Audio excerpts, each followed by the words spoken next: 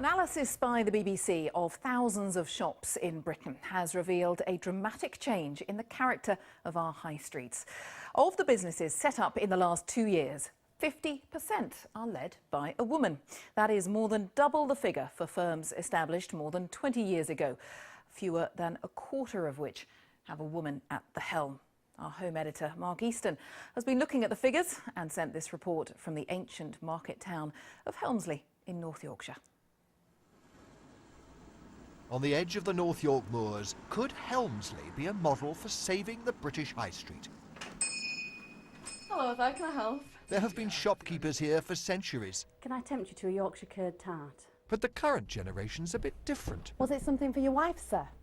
They think they've seen the future. 100 grams of Yorkshire mixture there. And the future is female. Do you at 9 o'clock tomorrow morning? We could squeeze you in then. Perfect. I've been here for 30 years and the amount of women that are in this town now, business women, is phenomenal.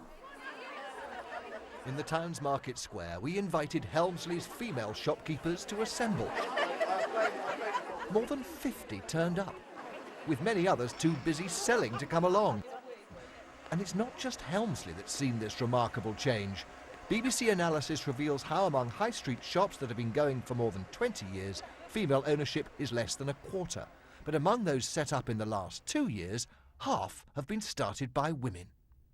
Overall, you're seeing this sea change, more women getting into business, more women opening businesses for women in the high street. A nation of shopkeepers is how Napoleon described Britain. In Helmsley, like most places, that's usually meant men behind the counters. In 1890, the old coaching inn, the Black Swan, was run by a landlady. And today, inevitably perhaps, it's the same story. Pint of Theakston's for you. I was brought up playing Happy Families with Mr. Bun the baker, Mr. Bones the butcher, Mr. Grits the grocer and all the rest of them.